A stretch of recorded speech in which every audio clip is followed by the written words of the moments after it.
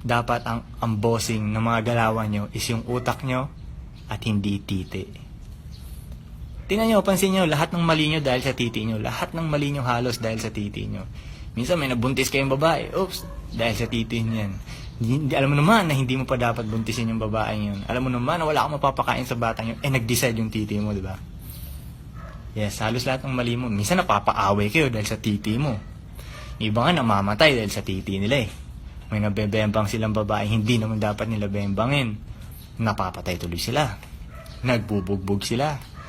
Diba? Halos lahat ng mali mo, titi nagsabi nun. Yan ang paano mag-focus sa hustle. Kung kaya mo. Aminin ko, yung importanteng, as a lalaki ito ang pinaka-importanteng lesson na maririnig nyo. Matatalo lahat ng teacher nyo na ito.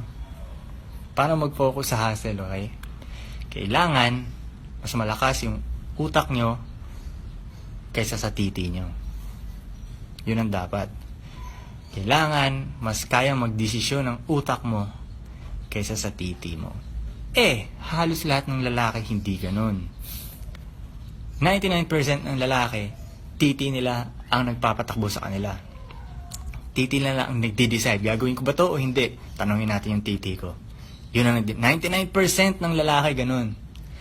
So, pag titi mo ang boss mo, hindi ka talaga nakafocus sa dapat mong gawin. Parang kunyari, dito ka papunta, di ba? Papunta ka dyan.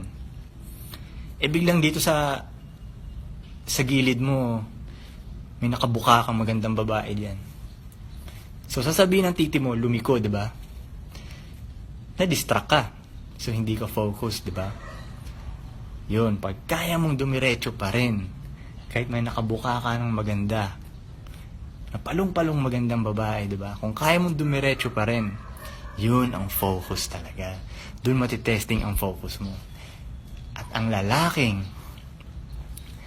lalaking focused, sabi nila, yun ang delikadong lalaki.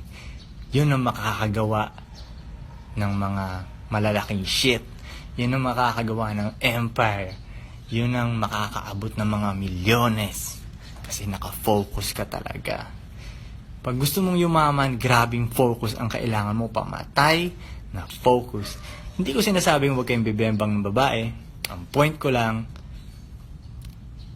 dapat ang bossing ng mga galawan nyo is yung utak nyo at hindi titi.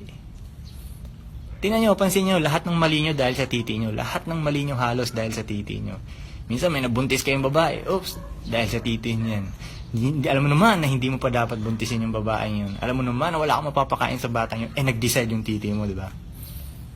Yes, halos lahat ng mali mo. Minsan napapaaway kayo dahil sa titi mo.